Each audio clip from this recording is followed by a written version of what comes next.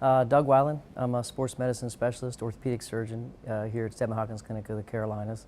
I graduated from University of North Carolina, so I'm a kind of a Tar Heel deep in my heart, but I went to Duke for my orthopedic surgery training and then on to spend some time with Dr. Hawkins and Dr. Stedman in Vail for my sports medicine fellowship.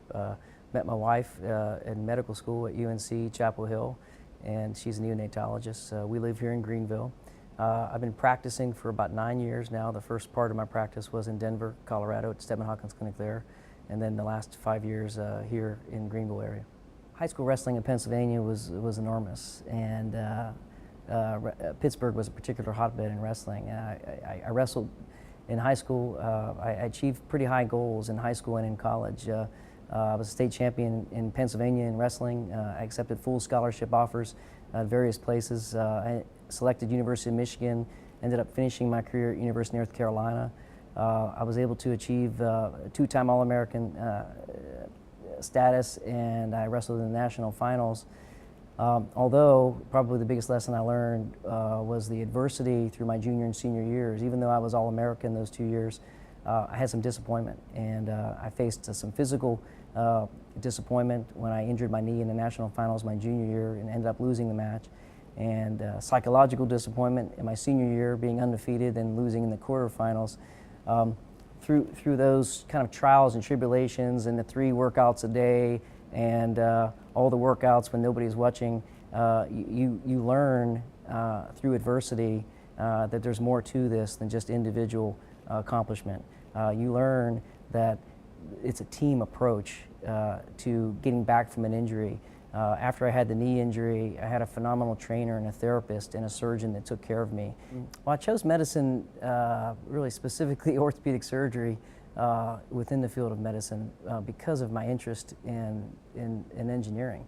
And I went right from engineering to my interest in biology and anatomy and my curiosity for the human body, and then boom, right to human carpentry, which is orthopedic surgery. So human carpentry is essentially engineering of the body, and the sub area that I'm really interested in is engineering, microengineering, if you will, of cartilage and joints. I think one of the most important things that a patient should feel going into the decision-making process for surgery or not to go through surgery is a sensation of confidence that they've made the right decision, that they feel confident in their plan, that they're directed, that they're responsible for their plan, and there's going to be a goal to be achieved. As a surgeon, I'm just one component of a person's plan. A patient may need the surgeon to help with the inside part of their joint, their knee or their ankle or their shoulder, but at the end of the day, I've really got to rally the troops around the patient. The troops may include the nutritionist or the physical therapist or the wellness specialist, or it might include some counseling, some type of counseling on weight control or smoking cessation. You might think that the highlight of my career so far as a team physician has been taking care of the Colorado Rockies and working with the Denver Broncos with my partners when I was in Denver. So I moved to South Carolina, and actually we're taking care of quite a number of high schools. And perhaps the pinnacle of that is taking care of athletes from the School for the Deaf and Blind right here in the upstate in Spartanburg. These are athletes that are hearing impaired or sight impaired, and yet they're participating in volleyball or football or baseball. What an amazing example those kids are to my own kids. I love what I do.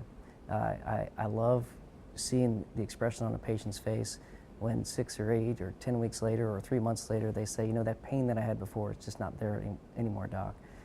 That's an incredible gratifying feeling for not just myself but for our staff.